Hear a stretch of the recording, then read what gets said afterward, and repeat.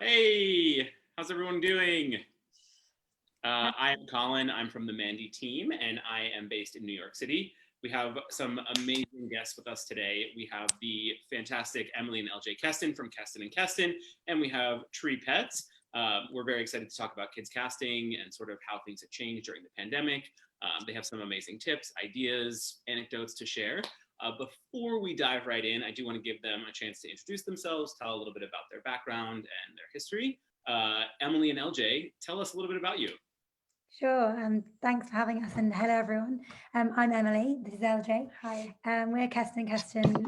We're children's casting directors and children's general managers. So it's great to be here, and and we're looking forward to it. A bit about ourselves for anyone who we've not met or who doesn't know about us.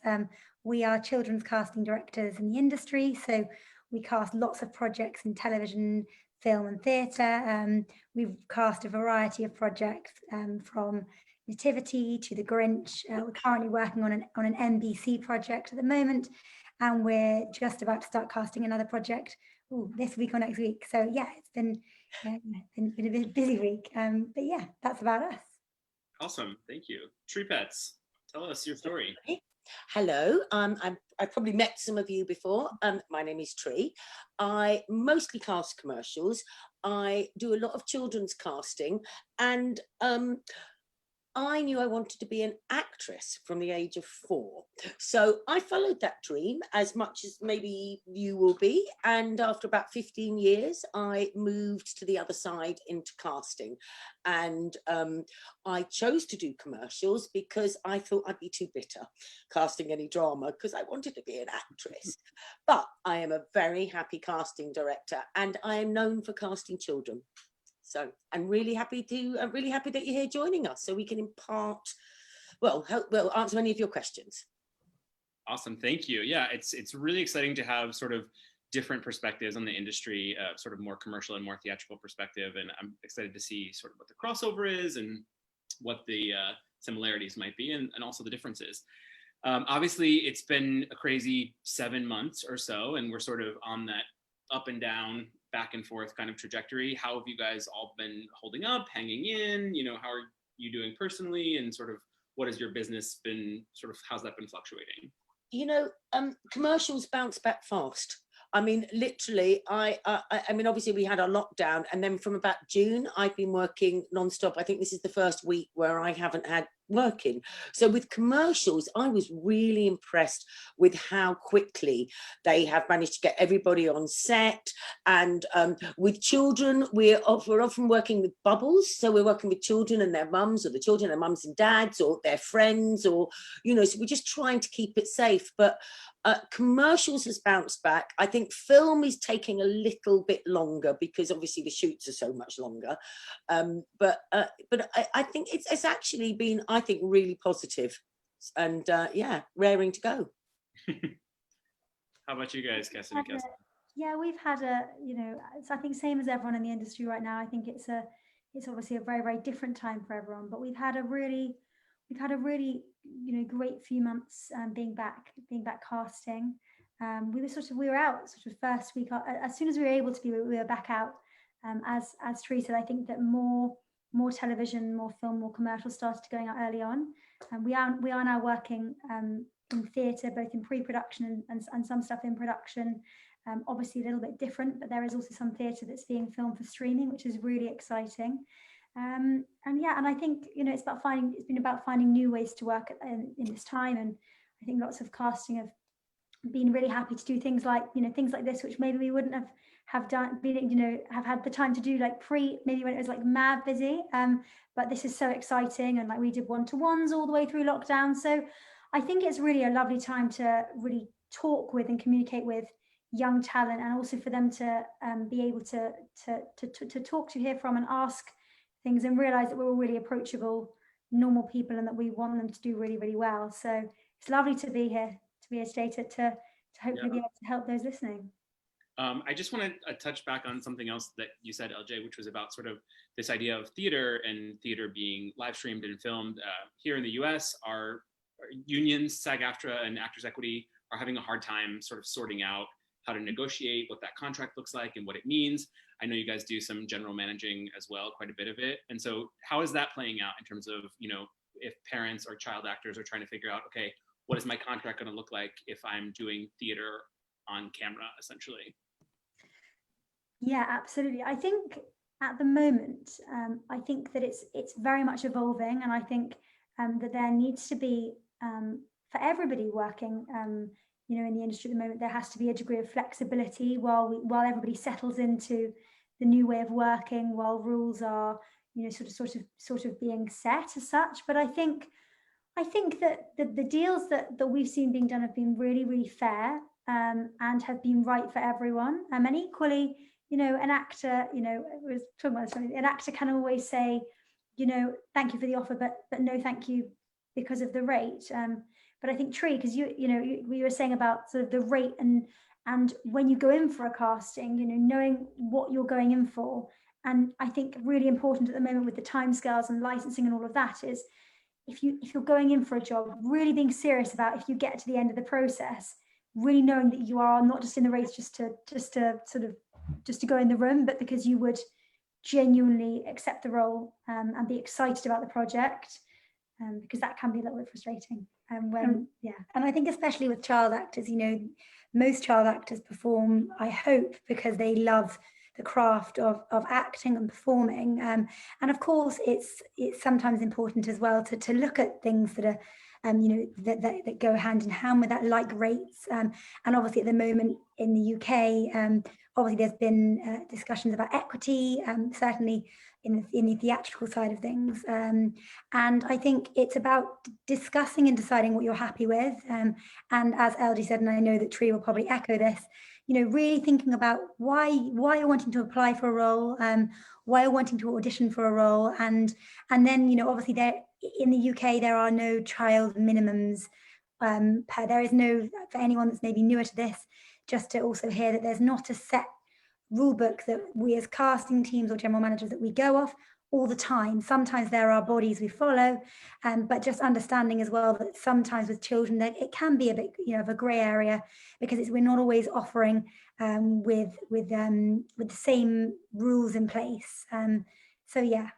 I think and especially for commercials, I think you kind of have to remember that even the clients, even the people that are making the product, have not been making the money that they have been making. Everybody is affected by this, and that we all fight, we really do fight for decent rates. But if they come and say, okay, so we've got £200 for the day rate, but we've only got a £500 buyout, and it should be a £750 or even £1,000 buyout, I will put that out there, and it's up to you whether you're going to accept that. What we don't want, and I think it's just been mentioned, is that you apply for it, and then we go to confirm you, and then you or your agent tries to negotiate more money, because that's not really fair. Because when we put out a breakdown, we've got the rates on it. So if you're not happy with that, don't apply, basically. But if you are, then great, we move ahead. Right. I think that's something, at Mandy, we try to really focus on being transparent about what the rates are for jobs. We ask casting directors and producers all the time, post the rate. People aren't going to shy away. Actors are looking for work, but it's really about being transparent so people know what they're getting into, and then they can be flexible. But also, we don't want to take the mick, at the same time, if a rate comes through and it's too low, I have to go back to my client and say, look, I don't feel comfortable putting that out at that rate.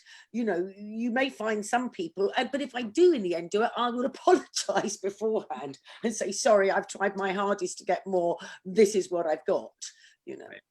Yeah. We always push as hard as we possibly can. And I think sometimes there's this almost like a myth that the casting director or more commonly like the children's general manager, particularly with agents who I know are just fighting a great, they're fighting for their client, which is what your agent obviously should, agent is there to do that.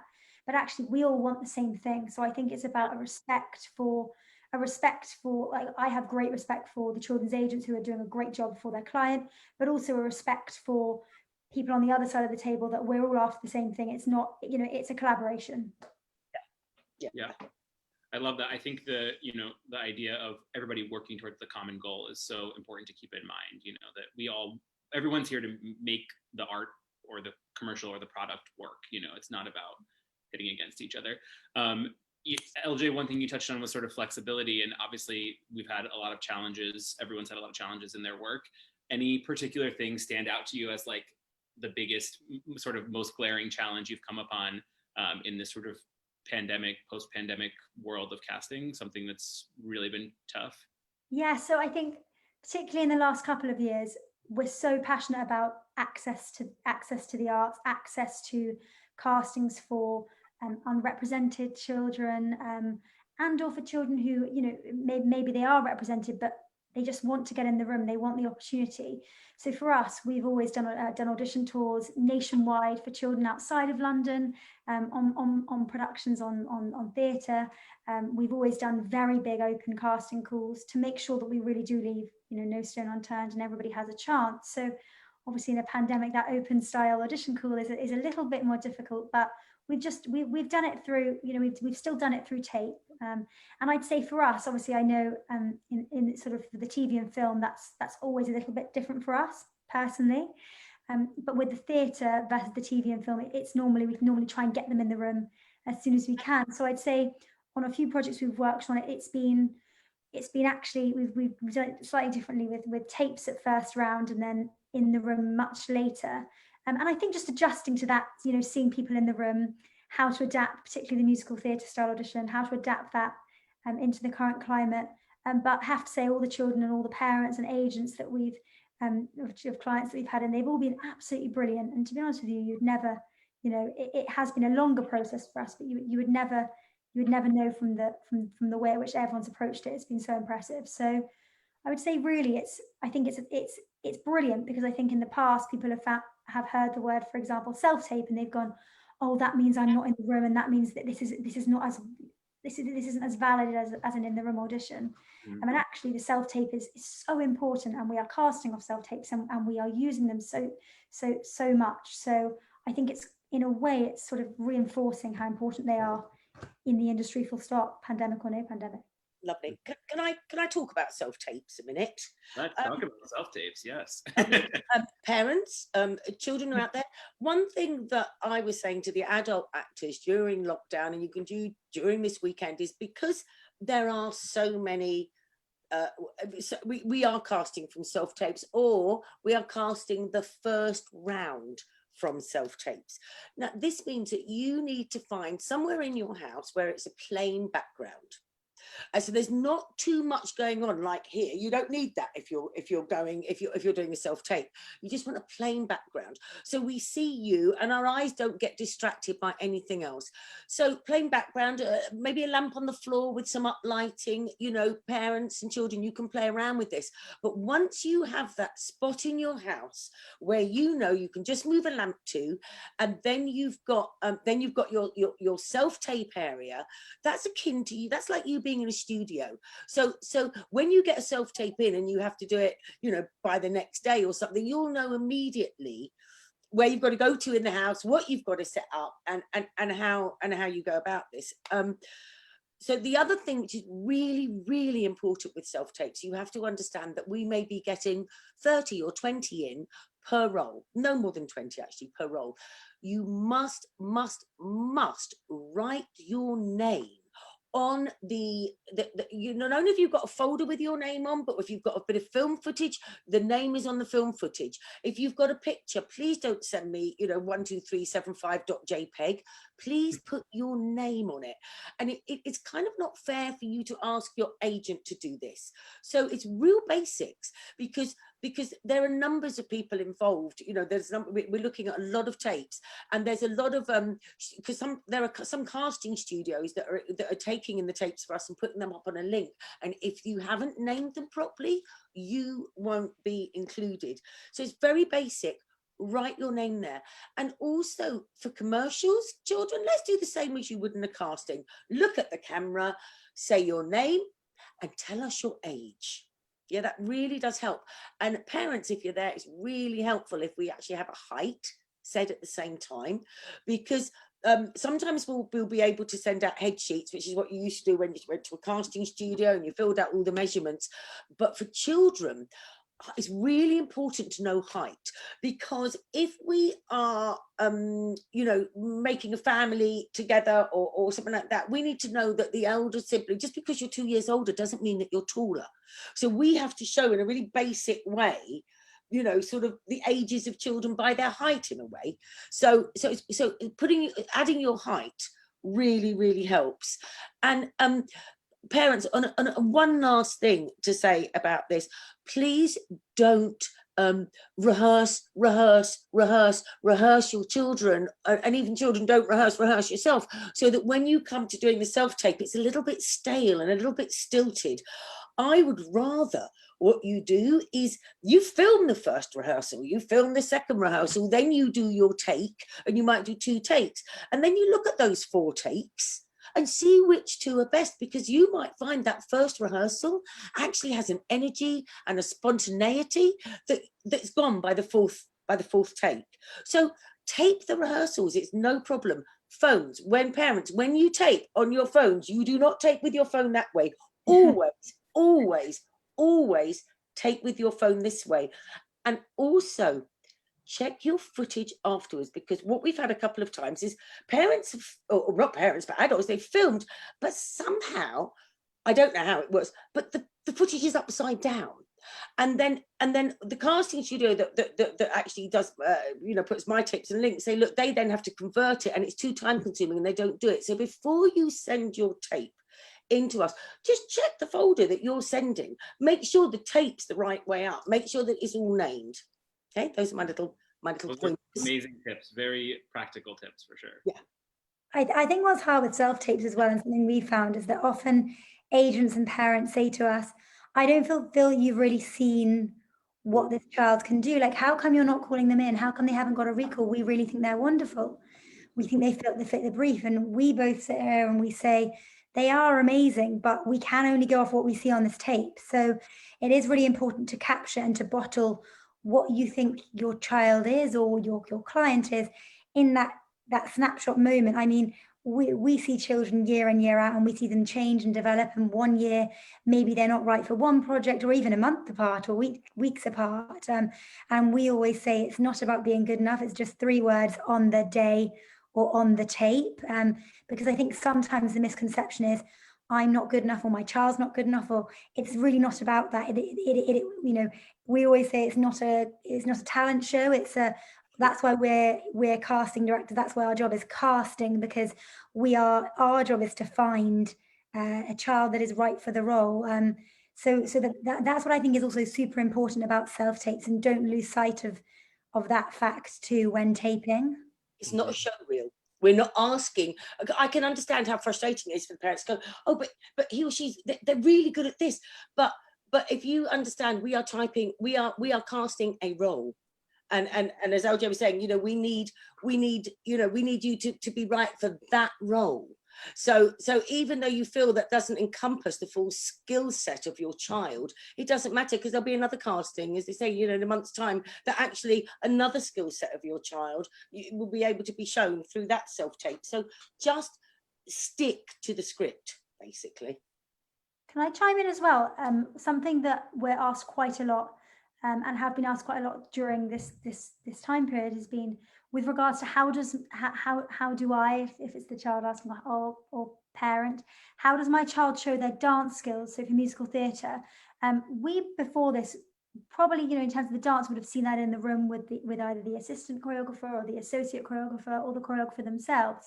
But now in the current climate, we're having to see the dance, the first round of dance, sometimes on tape. And when casting it's personal, every casting director or team will be different. But when we're saying show us a dance, I think it's so important that you really read the instructions. So if they're saying 30 seconds of strong jazz, make sure. So if we say we want improvise, we want fun, show us personality, great. If we say we want jazz, or we want strong musical theatre jazz, or something really specific in style, my advice would be for parents who can find that really, really stressful.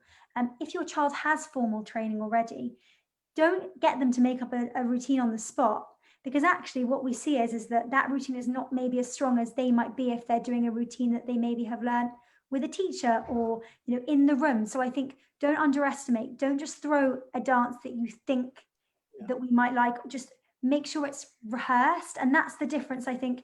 Absolutely agree, obviously with Tree about the don't rehearse, and that's definitely, I think there's a real balancing act, because obviously that what LJ is talking about is the musical theatre, but obviously when we're casting television for television or for screen, we don't want something that's been rehearsed, like what Tree was saying as well. So the dialogue gets stilted. Exactly, it gets really, it just doesn't, you can see it, you know, a mile off. So that advice is just for the dance on tape, which I know I think is much newer in terms of for the musical theatre roles at the moment during this time. But just make sure you know what you're LJ, what do you want dance tapes to look like? Like how, in terms of, you know, framing and lighting, and sort of what are the requirements or hopes or expectations, or does it really not matter? Is really executing the dance, that 30 seconds, the most important thing? I think it depends on the instructions, because we've had a variety. I just think your child executing the dance, whether that's dance for screen or dance for musicals, really clearly. But as Emily says, you know, it depends on the brief. Obviously, there's probably more taping without that dance at the moment than with. But for sure, yeah. Another thing that I know people have got quite upset about is perhaps the time scale. And I mean, I don't know what happens with Emily and LJ, but I know with commercials, it's always very tight and it's always very fast. Now, I will push for a weekend. So I will push that I would, you know, so that the casting is done over the weekend, so you have time, and that I have the self-tapes in by 10 o'clock Monday morning. But there will be times when actually I haven't got time to do that, and it's Tuesday, and I want the self-tape in by Thursday. So rather than panic and rather than get annoyed, you know, the fact is we don't do this from choice. We do this because we have to, what happens with children is we have to have the 10 working days before the license, before they can, you know, in which time to get a license. So it might be that we have to do the casting quickly, so that by the time they make their decision, we have time to get a license. But I think what you have to, how you have to look at this is not go, oh, panic, panic, panic, I've got no time. But just to think, you know, 9 times out of 10 for commercial castings, you will get a call the day before or the day before and asked to go into the casting, and you're used to that. So you just have to see the self-tape as though you were going to a casting, which you would do the next day. If the agent called you up at 5 o'clock and asked you to go into casting for the next day at 5 o'clock, you would do that 9 times out of 10. So try not to get panicked if we're asking for self-tapes within 48 hours, because once you've got your space sorted, and it's for me, it's a commercial. There'll never be more than a couple of lines, you know, and so don't panic. Just be prepared that sometimes you have to do it within 24 hours, but there won't be much to learn. I think we see a lot of rush, quick turnaround castings on Mandy right now. I mean, a lot of stuff that's coming in is 24, 48 hours, you know, like you said, a weekend if you're lucky. And while it's demanding for talent, I think it's also part of that flexibility that we all have to experience as like the industry is changing, the industry is growing, and as we have different technological sort of advantages, that makes things move quicker, for sure.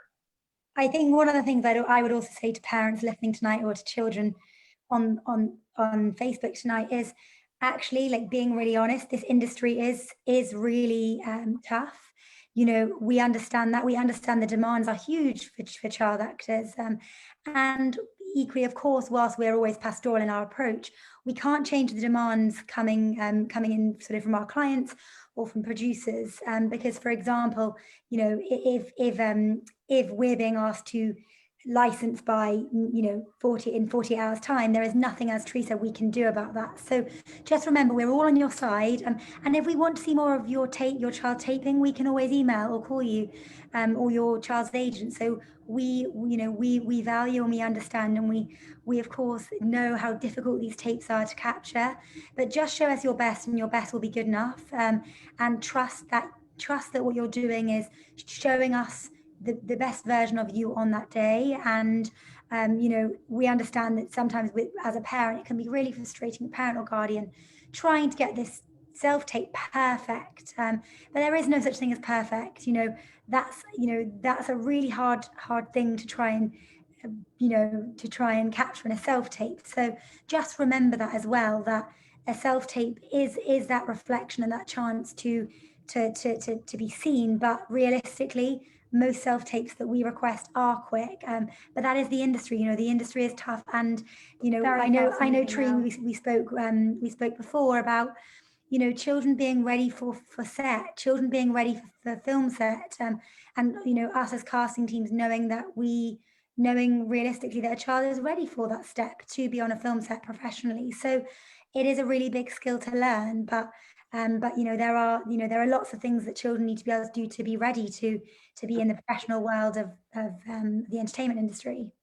I'm going to be very honest here, because as Colin just mentioned, this is a tough profession, and there's a lot of competition, and the downside for the children at the moment is that we can see more of you than we did when you were at a casting, because at a casting, really, literally, I was seeing kids between 4:30 and 6:30.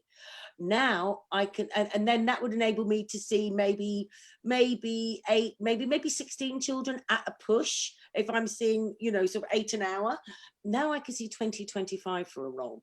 So a bit of advice to parents and children: once you do that self-tape and you send it off, carry on with your life and forget about it until you get a phone call, or if you get a phone call. And how you have to view it is, every self-tape you do, every one that you do is increasing, is making your ability to make self-tapes, sorry, really bad English here, but basically it's making it easier for you. So the more practice you have, the better it is. So especially for commercials, just let it go, send it in, let it go.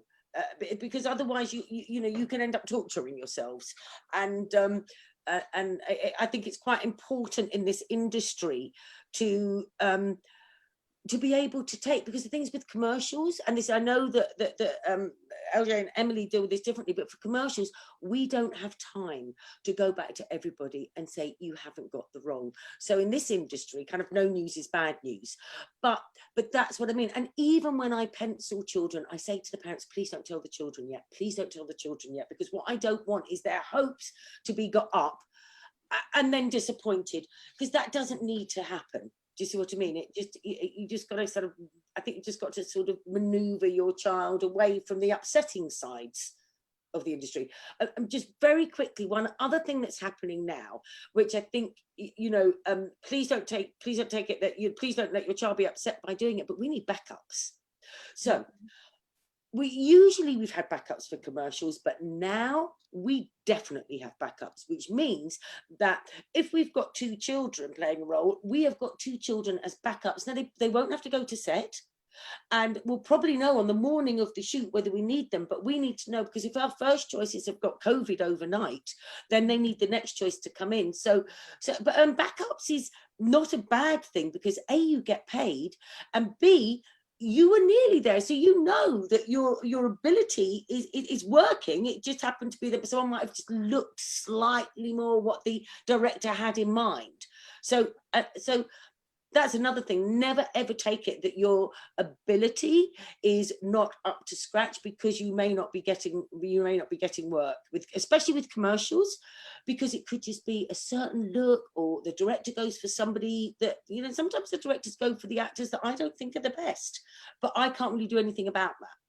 Sorry, just want to say those bits. I think it's really interesting, Tree, what you're sort of saying about, first of all, about the numbers. It's sort of this double-edged sword of, it's amazing that you can see more actors, but it's difficult for the actors because they have greater competition, and sort of navigating that balance is difficult. And to sort of echo what you're saying, the idea for adult actors, right, is that auditioning is the work. The audition is the job, essentially. And occasionally you get to go on set and play, basically.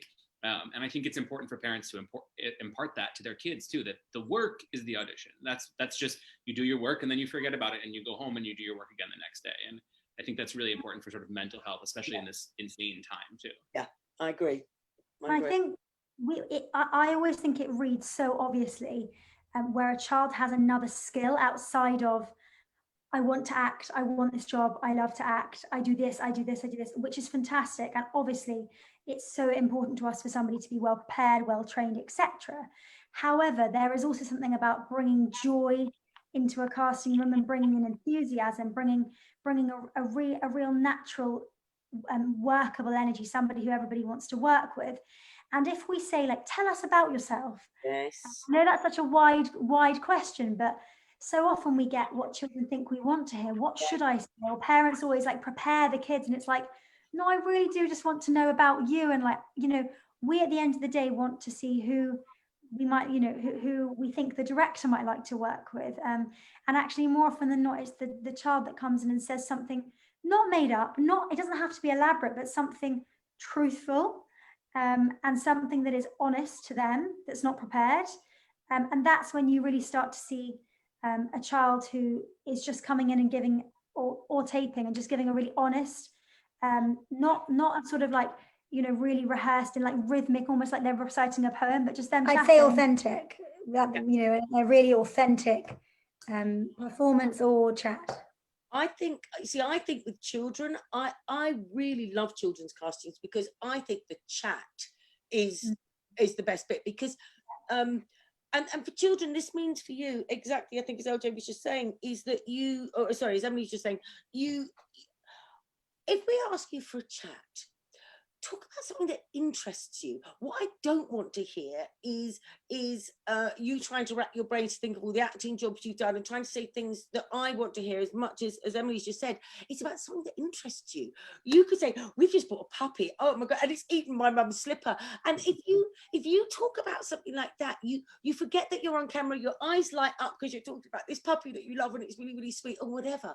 You know, it's about you finding something. It's about you chatting about yourself, but finding something that you're interested about, not something that you think we want to hear, which is exactly as Emily just said.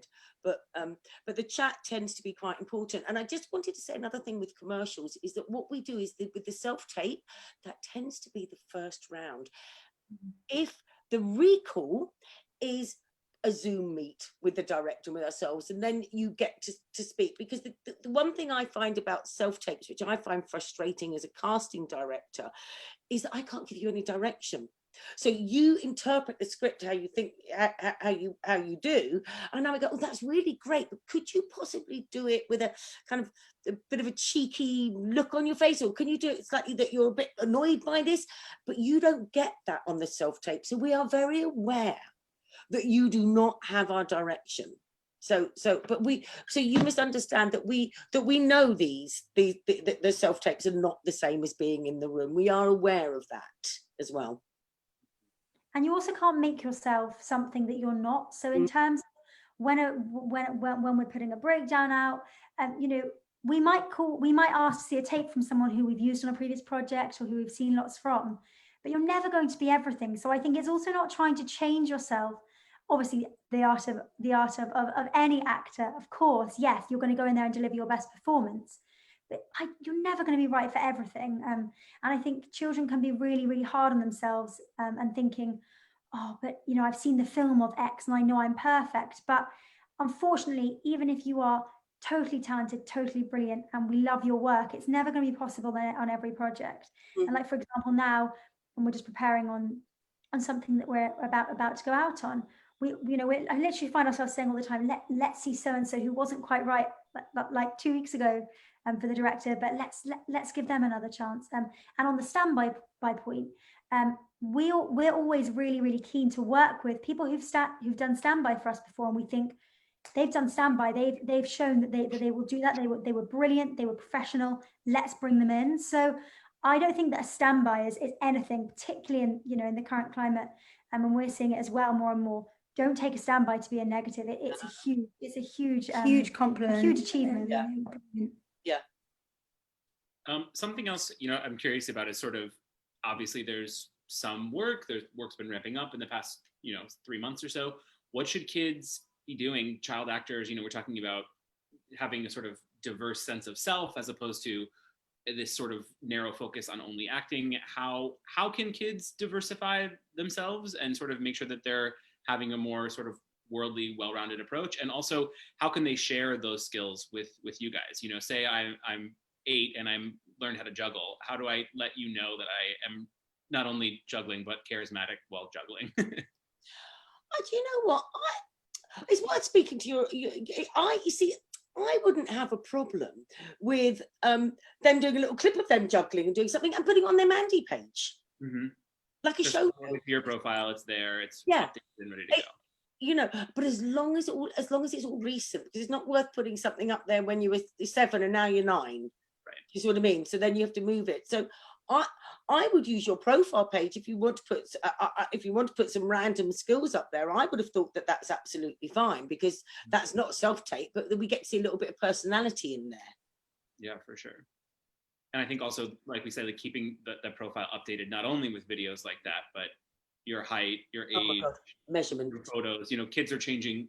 My niece and nephew, every time I turn around, they're like almost taller than me. You know, it's like, this is it. And I don't think children need to have professional photographs all the time. I really don't. You know, the thing is that it can cost hundreds of pounds, and you can't expect parents to spend out hundreds of pounds every year for a set of photographs. So it might be that, see, I don't have any problem with people sending me a selfie, and quite often I find that if I'm looking on you know, on a site and I've seen that photo and I've seen it for a couple of years, I will say to said person or to the agent, can you just take a selfie and send it to me? I really need to know what you look like now. So, you know, as long as they don't look too rough, I don't think necessarily they have to be professional photos for children every year. You know, I just want to see what you look like, really. that Emily and LJ, does that differ for you guys in theater, or in, you know, you're working on an NBC project, can you deliver a selfie in a package NBC? Yeah, I think obviously every casting director is looking at something different. So I think Tree is really right for commercials. It is really important to obviously see. It's a very, very different ask.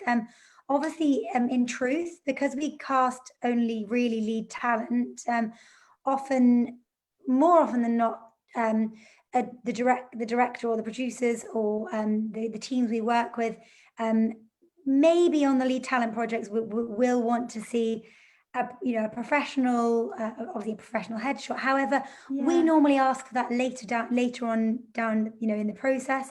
So obviously, if you're a child performer that's very experienced, that is going in for that top level of, you know, of project, whether that's television, film, and theatre, obviously try to make sure that your photos are updated anyway. But as Tree says, it's not possible always to get, you know, photos every time they change. So I completely hear what Tree's saying there, and I think it's great to be honest in saying, you know, we accept that not every child will have professional photographs, and to be honest with you, that's fine as well.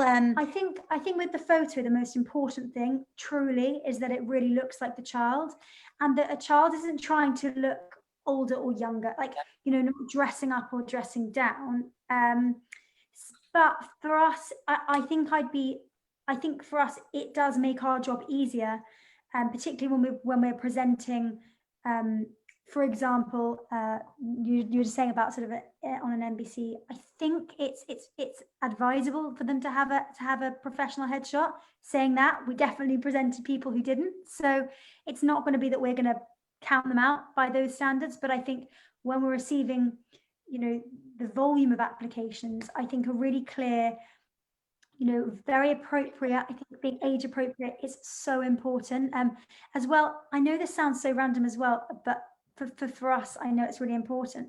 The amount of times I've seen a picture, for example, and the child's either wearing makeup or jewelry, and then you get them in the room and you're like, and they're tiny. Oh my goodness, I can't believe that's the same child. So but equally, you know, we can see past it. Don't worry if you don't have one. My advice would be, if you're taking it quite seriously, saying that, you know, Tree casts on so many like top level commercials, that I think that, you know, and I think such scale, and on such scale, like so many as well. So I think it might be different on that, because you've got to have new. But I think the other thing to think about is, especially, is that if your child does a job with that year, then just put aside £300 for their photograph, so that it's not coming out of a family fund, but it's coming out of the earnings that the child has made from that year. And then because I think with children, I would say it would have to be at least once a year that they have photographs done. What do you think, ladies? Yeah, I think once a year, definitely. I would always recommend once a year. I mean, what I would say is that there are more reasonable headshot photographers out there. So do your research, and maybe it's a case that you vary. You know, one year you sort of kind of get more photos done, and the next year maybe you just say, "Oh, could I just get some updates?" So that you're not always doing a big photo sitting. Going back to too many pictures is also not always good, because sometimes parents send us 12, 15 photographs, and we say that's amazing and they're lovely, but you know, we're only really interested in seeing, you know, in a few. But also, just going back to what I remember, the question about, which is really great, about sort of diversifying interest as well. What I think is so important is that, you know, I think, you know, and I know that I don't think Algie said this, was with regards to diversifying interest, it can be anything. You know, it can be baking, it can be cooking, it could be walking, it could be literally anything. And I think people think, oh, I need to have a really wacky skill or a real industry skill. It really can be any skill. So, you know, and again, be honest, you know, it might be that you love watching film, it might be that you like going skiing, it might be you like just hanging out with your mates skateboarding. So don't limit yourselves, and don't put your child in the box, thinking what our teams want to see. They are all children, so that's important to. So it doesn't necessarily need to be a marketable skill so much as just something that makes for an interesting human being. Exactly. I think it's interesting what you just said, Emily, is that you you know, you don't have to parents don't have to overcomplicate it. Do you know what I mean? It just needs to be simple and straightforward, and it doesn't have to be, you know, sort of. I think the more relaxed everybody is about it, the better, because but professional at the same time, not relaxed, and that you know, it's not professional. But Let's talk about parents for a little bit, if you guys don't mind, because I'm sure there are definitely some parents watching, and you know, working with kids means working with families and grown-ups and caregivers. And so are there any specific tips for parents, either throughout the audition process or, you know, in the sort of final casting moments, that would be helpful to hear? Can I just say something very quickly just now? Because I don't know, you know, for the people who are represented, their agents might have got in touch with them, but actually a lot of, for when I'm getting castings at the moment, they're looking for family bubbles. So what you need to do is you need to have a picture of the family. So if you've got a child, then picture of mum and dad with child, because they might really want the child, but they might not want to put them with two parents that they, you know, with two, you know, strangers. They might want to keep bubbles. So, you know, if both parents are up for it, it's worth having just one family shot that you can send to the agent, or that you've got on file. So if the casting director asks for it, you've got it, because I think there's a lot of bubbles are wanted at the moment, family bubbles. You see a ton of that in the States right now. A lot of commercial casting, they're looking for family units, and it's hard because you might have a kid who loves doing this, and parents might be like, yeah, this is the worst thing ever, you know? Yeah. Emily, I wonder if it could be an aunt and uncle, because if it's somebody that they're seeing regularly anyway, right. It's just anything. I mean, obviously it's not quite the bubble, but it's not putting you in your room with two strangers as well. Right. Sorry, Emily and LJ. No, not at all. Really cool. I think obviously what I always say is that I think sometimes in this industry there is a stereotype that parents are pushy, or and obviously, of course, you know, sometimes parents can be. However, I always like to say, you know, we understand that parents just adore their child and want the best for their child, and so it's understanding that, you know, I think obviously sometimes people worry about, oh, should I say this to the casting director, or oh, I don't want to think I'm pushy, or I don't know what to say or how to say it. Remember, we are all normal people. You know, we all are just like your family and friends. You know, we just love our jobs. So please feel free. Obviously, please communicate professionally. Please be on time. Please understand sort of how you can help your child in being professional. But remember, we are humans. So I think often parents worry about asking really, lovely questions, which we're more than happy to answer. And I think, in truth, I think as a parent who's trying to support their child, I would say trust the process. If you have your agent, please trust your agent. We work with the most wonderful agents all over the country. So if you are entrusting your child to an agency, you know, have a great and a really respectful, open, honest communication with them. If that's who you're choosing to sort of shape your child's sort of world in terms of the acting side of their lives. And then, you know, with us, we're more than happy to, certainly we're more than happy to answer any questions relating to your child and the entertainment industry. And it can be a massive minefield as well. And we understand that. So never feel like, I think parents often feel like they're the newest to it sometimes, or that they maybe don't know as much as other people, or that maybe they're not doing enough for their child and supporting them. Don't worry, you know, everyone started somewhere with their child, whether their child's, you know, 3, 13, 30, you know, I don't think it matters. I think every parent out there or guardian just wants the best for the young person they're helping. So just remember that you're not on your own, and that it is a process, and it will all become normal if it's not normal already. And if you're more experienced, please just remember that, you know, what we also often see with more experienced children is that, you know, the likelihood is they're not going to jump from job to job to job to job like quickly. The process takes time. You know, your child might land a job and then it may take a very long time. We often bring children back in to see them at castings, and it can be really disheartening because parents and agents say, oh, it's really difficult for them because they've had this massive high of getting this job and then they're not booking. So just really rest assured that their time will come again, and you know, and you know, trust the process and enjoy it. That's why I hope, you know, they're doing it. So enjoy the audition process, and then obviously the experience on set. Don't be worried about what's the next thing, you know, and it's not a race, you know, it's really not a race. And not only that, children can only work for a certain number of days a year. So you're not going to be working job after job after job after job, because after a while, you're not going to be allowed to, because you can only work a certain number of days per year. I think that's all really important to sort of keep in mind, that like, it's not a race, and like for kids especially, you know, we're adults, we work to build a career, but kids should be working because they love it and they're having fun and they have a gift to share, not it's because a side thing, isn't it? Not a career. They're not trying to pay their bills. You know, it's a different approach, and keeping that in mind is really important, I think. Well, you get a lot of child actors who do really well and then give up. You know, they give up acting. You know, it's when you're a child and you want to do acting, which is lovely, but it's not necessarily a career until you've done your A-levels, folks. And Emily and LJ, do you guys want to speak to that at all from your own experience, or? Sure. I mean, we both acted as children, which I think has really shaped the way that we approach this. And actually, as children, I feel like I certainly loved it, loved every second. You know, did TV, did film, did theatre, and really did think that I really, really wanted to be an actress when I grew up. And then always went down a very academic route. Always loved school. Was only ever allowed to do sort of jobs here and there. And my parents were really actively encouraged my education, which I'm really, really pleased about now, looking back on it. But you know, we both went to university. I went to Bristol University and did law, and went to Sheffield and did journalism. And then we sort of did work after that, did filming after that, and then found our path, you know, found our path that way. And actually, I absolutely love what I do now.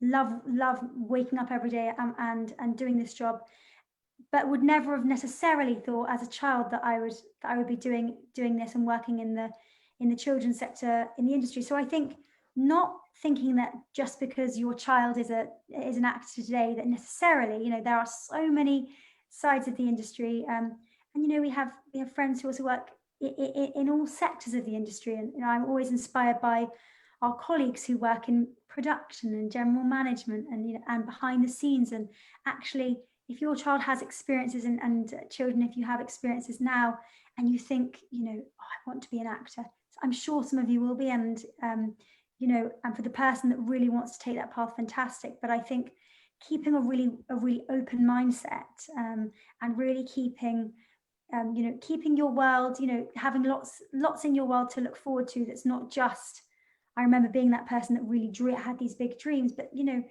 I think you find your path at different times, and I just think that it's important to have balance. I think balance is the key word, balance, perspective, and to move forward in whatever you do with, as long as you're passionate and as long as you're still enjoying it, fantastic. I think when you lose the passion for, I don't want to go for that audition, I don't want to do that, you know, I think that I think I want to try something else. I think, you know, really parents, you know, really listen to your child. Don't say, oh, but you really need to go for this one because so and so and so and so is in it. It's like, you know, it might be that actually let your child have that break and really, really listen to what they're saying. We see that. Or if your child wants to just, you know, go for it and act, and that's all they want to do, then support them, because it's a really, really tough, it's a tough road. But anybody, I've always super found rewarding. It's great. super rewarding, and love what we do now. And I've always found that something I'm still learning is people are always so willing to help. So don't be afraid to reach out and say, can you give me advice on this? And I know some, you know, casting teams are busy and often they can't reply to every email. They can't always reply to everything, but you know, we will always try to. So if you're wondering about something, if there's anything we can advise on, or, you know, when children are old enough, and if we can offer, you know, work experience or anything like that, like, you only have to ask. And if we can, we will. And if we can't, we'll try and direct you in the right direction. But I think most people, I think, find their own way. But I think as long as you're having fun, fantastic. I want to ask, there's some questions in the comments that we've addressed a lot of them, but one that I'd love to ask, and Tree, if you want to take this one first, I'm sort of wondering, what do you have in terms of suggestions for dealing with nerves or anxiety or fright? You know, I've talked with you guys before about the idea of this amazing performer that then freezes up. You know? Breathing. So, you know, it's not a bad thing to have a stretch before you come into the room, just like a big yawny stretch, and that will open your mouth and open your throat, and your shoulders will go from there to there. So, you know, just have a stretch and then breathe. And when you breathe, don't just breathe there. Do a great big breath in so you can almost feel your stomach push out, and then let the breath out slowly, and do that 3 times. And the most important thing to remember is that casting directors want you to look great. We are on your side, and it might be we're on your side for a totally selfish reason, that if you look great, we look great, and then we get more work from it because the director thinks we're fantastic because we have shown them you. So we are not the strict people that want to criticize you. We want to get the best out of you. We want you to do the best you can, you know, so you don't need to be nervous. But if you do feel nervous, it's about breathing them out of you. Just breathe in and breathe out and let it go. And as I say, have a big stretch and do that big yawn so your mouth doesn't get all tight, you know. Okay. And you do things like, you know, just have a little bit of fun and roll your R's. All those things just help to relax people, is what I think. I love that. That's super practical. I think it's great to be for kids to have something they can actually do. You know? It's great to say get out of your head, but well, I tell you what I always do when the kids come in, especially if they've been, and this is like, you know, when we're doing live casting and the kids have been sitting out, and maybe if they've been waiting half an hour, I get them to come in, and the first thing they do is I stand with them and we do 10 jumping jacks, and then we reach up and try to touch the ceiling, and by doing that it's got physical, the kids are laughing, and then I go into the casting, because they've been sitting there and they've been sitting there for half an hour and the shoulders are all going up and they're looking more and more worried. So that bit of physicality really helps. And I think you doing it with them is like back to what Emily and LJ were saying, like we're all just humans trying to like achieve the same goal, and it's really humanizes the gatekeeper in a very different way. That's so important. I want to ask you guys a couple final questions before we finish up in the next few minutes. I'm wondering if you guys have any sort of anecdote, sort of weirdest or craziest or most exciting, interesting casting experience that you've had with children. That sort of stands out. They immediately got. I mean, let's be honest here. I think most times you do casting with children, you're going to get some sort of curveball, swerve. You know, there's something. And what I love about children is the spontaneity and it's the honesty. Now, what I also find happens sometimes, and sorry, this might be off the subject a little bit, but it's when the agent goes, "Oh, you'll love him. He's great. He's full of energy, he's full of this, that and the other, and the boy's 4 years old or 5 years old and comes into the studio and looks around and just goes into this little scared ball. And so it's very important to remember that it's very different going with your sister and your mum, going down to meet your agent, and it's all kind of relaxed and you're running around, you just had some sweets, so you're relaxed. It's very different to then coming into a casting studio and seeing us. So to tell you the truth, I can't think of anything off the top of my head, but to know your child as well, you know, to know how your child is with strangers, not how they are just with people, you know, and you know your child might bounce off the walls and be great. And that's the other thing, if your kid's bouncing off the walls, sometimes we don't really necessarily feel that we can work, you know, with kids who are bouncing off the walls, literally. We need to be able to, they need to be able to take direction. Yeah, that's sort of yeah. Emily, Sorry. sort of on the day thing that Emily was mentioning before. They've got to work on the day. Yeah. Sorry, ladies, have you got any funny? Well, I mean, one of every time we're casting new projects, of course. I think for us, the joy of casting the Nativity project for Debbie, Debbie obviously created the Nativity film franchise and was obviously she's amazing and inspiring person to work for, and to be, it was so inspiring watching Debbie's vision for what she wanted for the stage show, which we actually came on board not in the first year, in the second, sort of later on.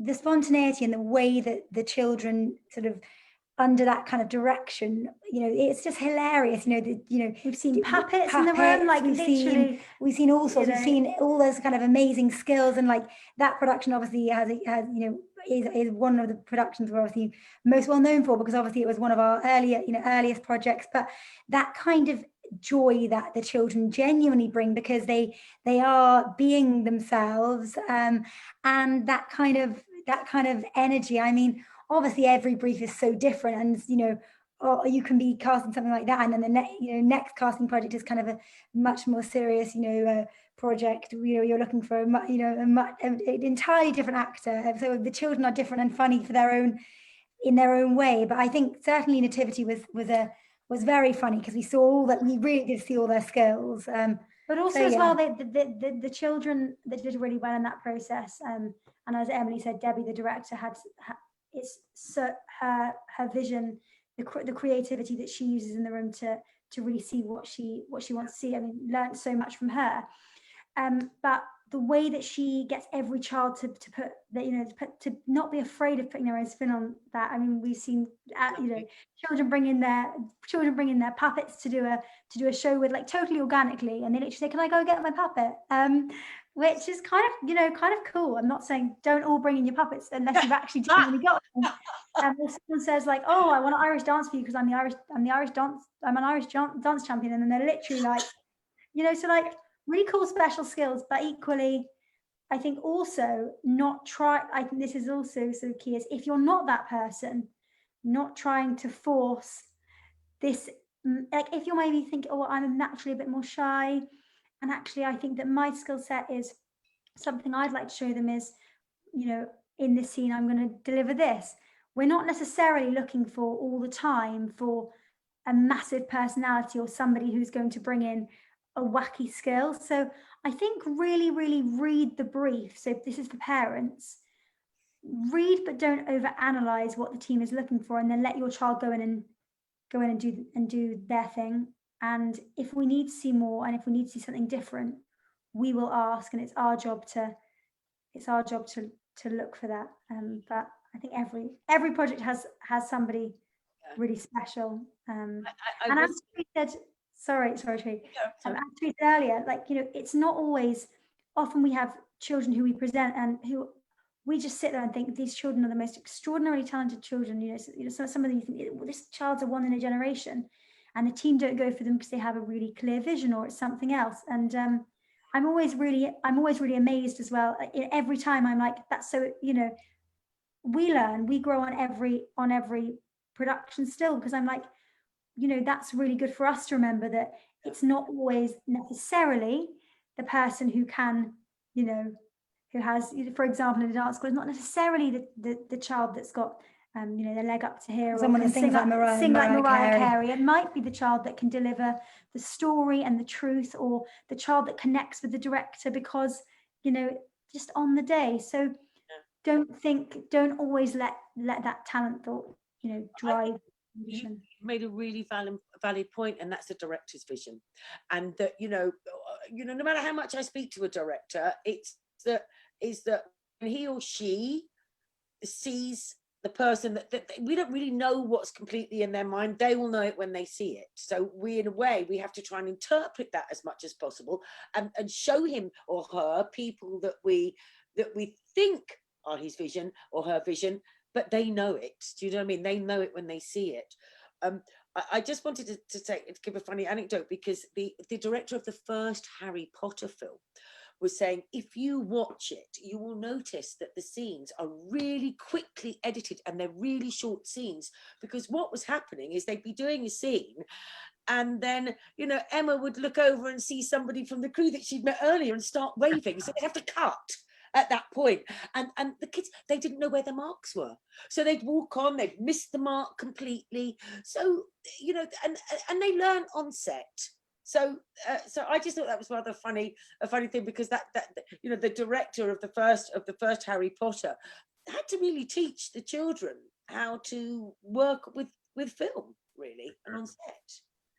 Before we finish up, I am wondering if you guys have any favorite child performances that are maybe on TV or on film that you could suggest or share, maybe for either kids or parents to watch as sort of a great example. We've been talking a lot about authenticity today and sort of bringing that real person. What you guys are talking about brings to mind for me Brooklyn Prince in the Florida Project, which is a movie by Sean Baker from about 4 years ago, and sort of like kid being a kid who loves eating and loves, getting dirty and stuff. I'm wondering if anything else comes to your mind. Oh God, everything goes out of my mind immediately.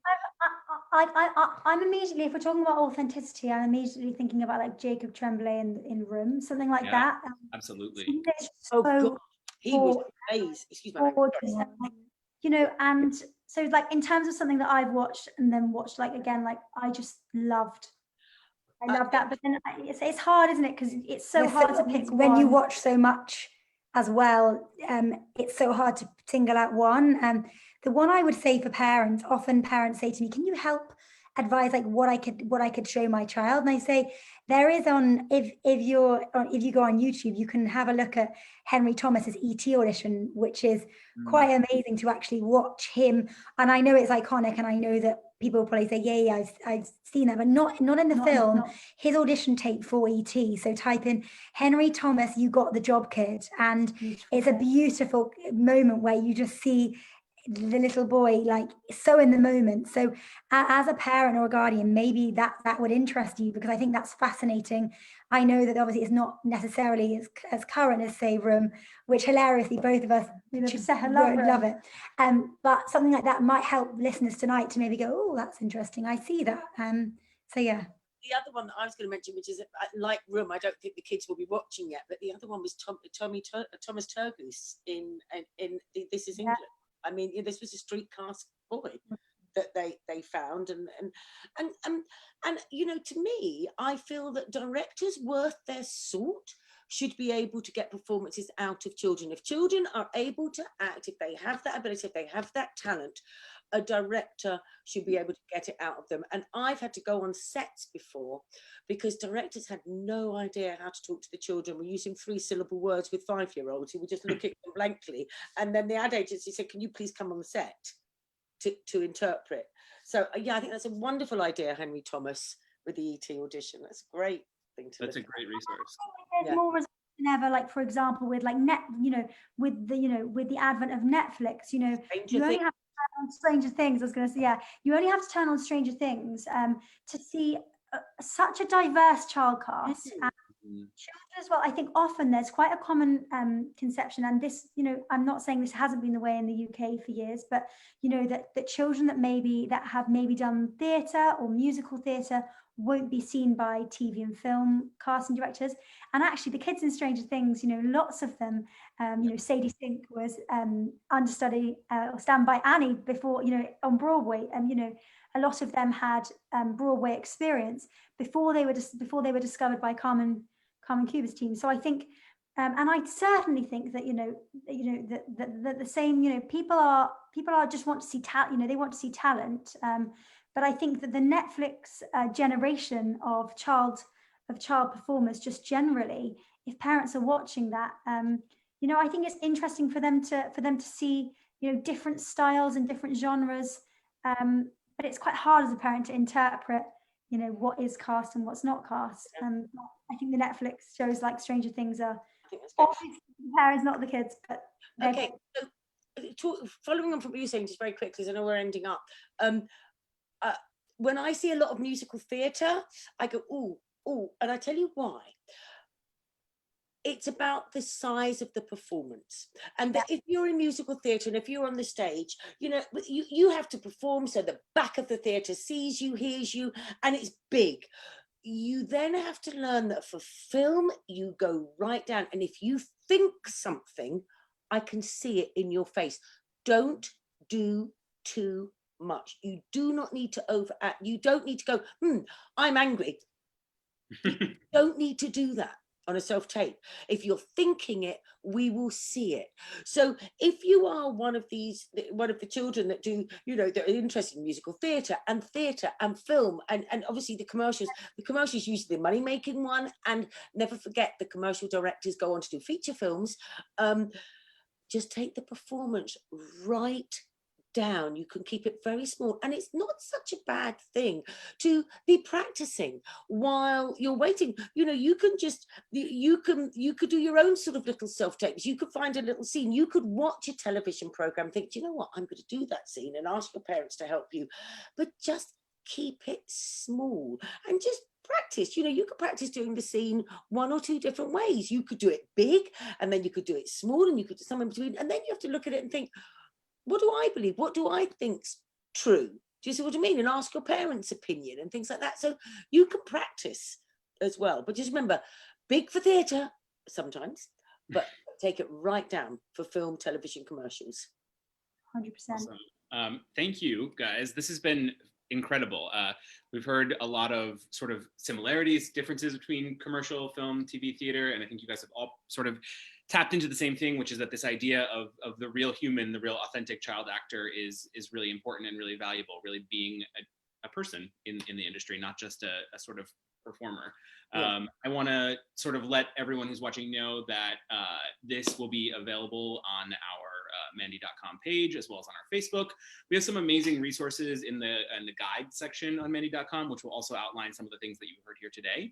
And additionally, we have another Facebook Live coming up next month that will continue the conversation on kids casting with the amazing Debbie O'Brien. So very excited to continue the conversation there. I thank you so much, Tree Pets, Emily, LJ. You guys have been absolutely invaluable. So thank you so much for your time and your generosity. Thank you for asking me. It was a pleasure. Thanks so much for having us. Thank you.